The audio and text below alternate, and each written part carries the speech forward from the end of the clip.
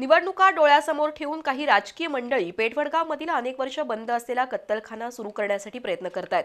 मात्र त्याला हिंदुत्ववादी कार्यकर्त्यांचा विरोध असेल अशी भूमिका घेत पेठवडगाव नगर परिषद आणि पोलीस ठाण्याला निवेदन देण्यात आलं। हातकणंगले तालुक्यातील पेठवडगाव शहरात गोवंशाची कत्तल होत असल्याच्या अनेक तक्रारी आल्यानं काही वर्षांपूर्वी तो कत्तलखाना बंद करण्यात आला। पण आता नगर परिषद निवडणूक डोळ्यासमोर ठेवून काही राजकारण्यांच्या आशीर्वादानं तो कत्तलखाना पुन्हा सुरू करण्याचे प्रयत्न सुरू झालेत, असा दावा पेठवडगावमधील गोरक्षक आणि हिंदुत्ववादी संघटनांनी केलाय। कत्तलखाना पुन्हा सुरू करू नये अशी मागणी करणारं निवेदन पेठवडगाव नगर परिषद आणि पोलीस प्रशासनाला देण्यात आलं। काही राजकीय मंडळींकडून दबाव निर्माण केला जात असला तरी पेठवडगाव शहरातील 300 पेक्षा अधिक गोरक्षक आणि हिंदुत्ववादी कार्यकर्ते एकत्र आहेत। कोणत्याही परिस्थितीत कत्तलखाना सुरू होऊ देणार नाही या भूमिकेतून मोर्चा काढण्यात आला।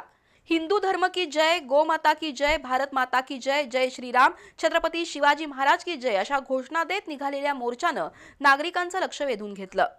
मुख्याधिकारी सुमित जाधव आणि पेठवडगाव पोलीस प्रशासनाला निवेदन देऊन संभाजी साळुंखे यांनी भूमिका स्पष्ट केली।